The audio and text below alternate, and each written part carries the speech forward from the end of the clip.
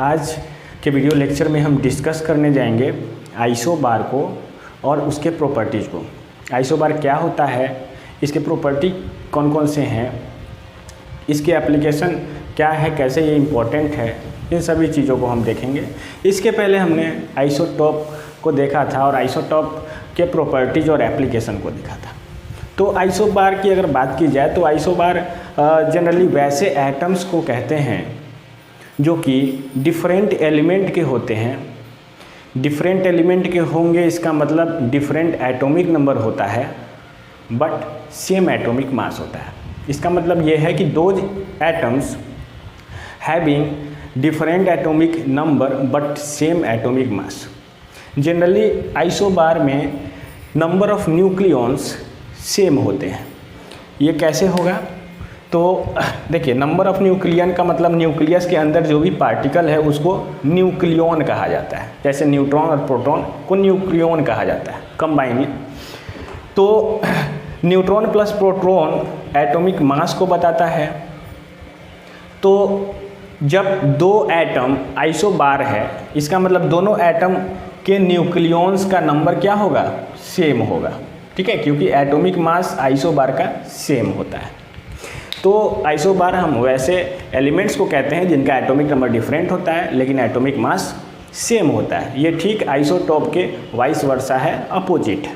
तो चलिए देखते हैं आइसोबार के कुछ इंपॉर्टेंट पॉइंट्स को, जिसमें हम आइसोबार को डिफाइन करेंगे और आइसोबार के प्रॉपर्टीज़ को समझेंगे। तो आइसोटॉप के बाद आइसोबार को हम डिफाइन कैसे करेंगे? Atoms of different atomic number और elements which has same atomic mass is known as what? Isobar. तो आइसोबार हमेशा अलग अलग एटम्स के होंगे, इसलिए लिखा हुआ है atoms of different atomic number और एलिमेंट। ओके, जैसे एग्जांपल्स की बात की जाए तो आइसोबार के एग्जांपल को हम लोग सबसे बेहतर तरीके से आर्गन और कैल्शियम को देख करके समझ सकते हैं। जैसे आर्गन का एटॉमिक नंबर होता है 18 और कैल्शियम का एटॉमिक नंबर होता है 20। दोनों का एटॉमिक नंबर क्या है? डिफरेंट है।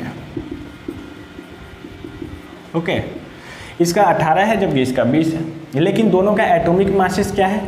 दोनों का एटॉमिक मासेस सेम है, एटॉमिक मास। तो हम कह सकते हैं कि ये दोनों एटम जो हैं एक दूसरे के आइसोबार हैं। ठीक है, मतलब कैल्शियम का आइसोबार आर्गन है, आर्गन का आइसोबार कैल्शियम, मतलब दोनों आइसोबार है एक दूसरे के।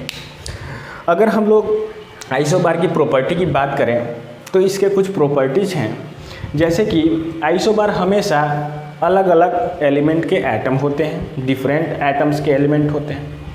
ऐसे ही आइसोबार का एटॉमिक नंबर डिफरेंट होता है। जो आइसोबार में के न्यूक्लियस में नंबर ऑफ न्यूक्लियॉन्स होते हैं वो सेम होते हैं। क्यों होते हैं? क्योंकि एटॉमिक मासेस सेम है।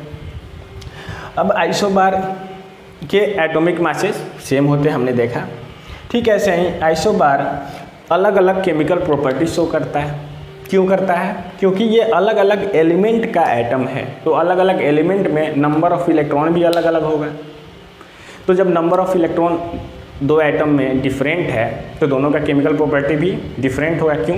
क्योंकि केमिकल रिएक्शन में नंबर ऑफ इलेक्ट्रॉन्स इंक्रीज होते हैं या डिक्रीज होते हैं, मतलब कि केमिकल रिएक्शन में इलेक्ट्रॉन्स पार्टिसिपेट करते हैं। तो अगर किसी एटम में इलेक्ट्रॉन का नंबर बढ़ता है या घटता है तो उसके केमिकल प्रॉपर्टी में ऑफ कोर्स चेंजेस दिखते हैं। तो यहाँ पे अलग दो एटम है, दोनों एटम का एटॉमिक नंबर अलग है। मतलब आर्गन का एटॉमिक नंबर 18 है जबकि कैल्शियम का 20 है, तो इसमें 20 इलेक्ट्रॉन होगा और इसमें 18 इलेक्ट्रॉन होगा। तो दोनों इलेक्ट्रॉन जो है वो क्या करेगा? डिफरेंट है, तो इसका केमिकल प्रॉपर्टी कुछ होगा, इसका केमिकल प्रॉपर्टी कुछ होगा। जैसा कि आप जानते हैं आर्गन एक इनर्ट गैस है जबकि कैल्शियम एक मेटल है और इलेक्ट्रॉन लूज करता है, बहुत ही रिएक्टिव एलिमेंट है। आइसोबार की फिजिकल प्रॉपर्टी की अगर बात की जाए तो ये सेम होता है। क्यों? क्योंकि यहाँ पर नंबर ऑफ न्यूक्लियॉन्स सेम है, दो एटम का एटॉमिक मास सेम है। इसका मतलब कि उसका फिजिकल प्रॉपर्टी सेम होगा, लेकिन कुछ कंडीशंस में ये डिफरेंट भी होता है। Okay, some time it is different. तो आइसोबार हमने समझा। अब देखते हैं हम लोग कुछ और टर्म को जो कि आइसोटॉप आइसोबार के साथ में ही पढ़ा जाता है। ये कोई अलग टॉपिक नहीं है, ये इसी में एक छोटा सा टॉपिक है, वो है आइसोटोन और आइसो इलेक्ट्रॉनिक। ये दोनों टर्म मैं इसलिए बता रहा हूँ क्योंकि इन दोनों टर्म से क्वेश्चन पूछे जाते हैं। ओके, तो हम समझेंगे कि आइसोटोन और आइसो इलेक्ट्रॉनिक क्या होता है। तो आइसोटोन ऐसे ग्रुप्स ऑफ एटम्स को कहते हैं जिसमें नंबर ऑफ न्यूट्रॉन सेम होता है। बस नंबर ऑफ न्यूट्रॉन को देखना है कि वो सेम है कि नहीं। अगर सेम है सभी एटम्स में नंबर ऑफ न्यूट्रॉन तो हम कहेंगे ये सभी एटम आइसोटोन्स हैं, मतलब सभी एक दूसरे के आइसोटोन्स हैं। ठीक है, ऐसे ही आइसो इलेक्ट्रॉनिक ऐसे ग्रुप ऑफ एटम्स या आयंस को कहते हैं जिसमें सेम नंबर ऑफ इलेक्ट्रॉन्स होते हैं। ठीक है, मतलब कि क्या एटम के अंदर इलेक्ट्रॉन होगा, 3-4 एटम हमने लिया, 3-4 एटम में हमने इलेक्ट्रॉन काउंट किया, चारों एटम में सेम नंबर ऑफ इलेक्ट्रॉन हमने पाया, तो हम कहेंगे कि ये चारों एटम एक दूसरे के आइसो इलेक्ट्रॉनिक है या फिर चारों एटम आइसो इलेक्ट्रॉनिक है। ओके, तो इसके कुछ हम लोग एग्जाम्पल्स भी देखेंगे, इसके पॉइंट्स को नोट करते हैं।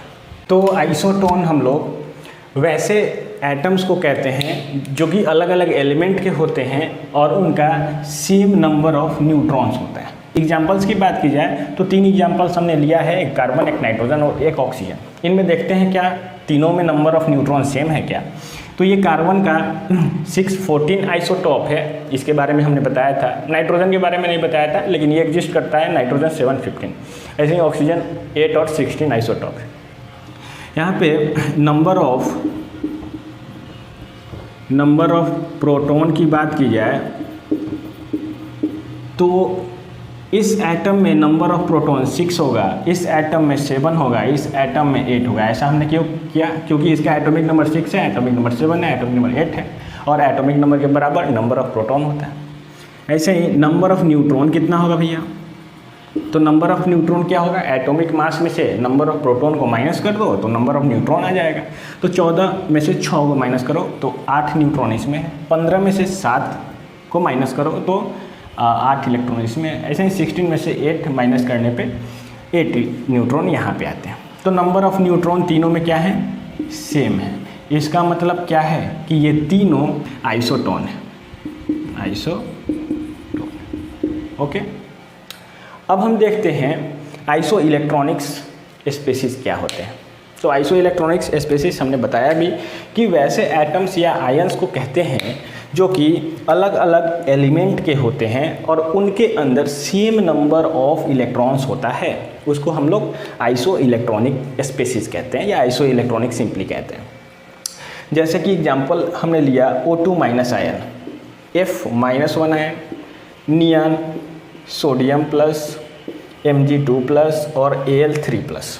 3 इतने एग्जांपल्स हमने लिए हैं। यहाँ पर एटम्स और आयंस दोनों की बात हो रही है क्योंकि आइसो इलेक्ट्रॉनिक है ना, इलेक्ट्रॉन डिपेंडेंट है ये टर्म।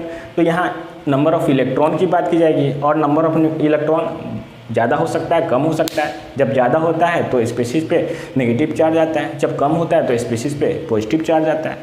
तो हमने देखा O2-, यहाँ पे नंबर ऑफ इलेक्ट्रॉन कितना होगा? Number of electron. ऑक्सीजन का एटॉमिक नंबर कितना होता है? 8 होता है। तो इसमें नंबर ऑफ इलेक्ट्रॉन 8 + 2 मतलब कि 10 होगा।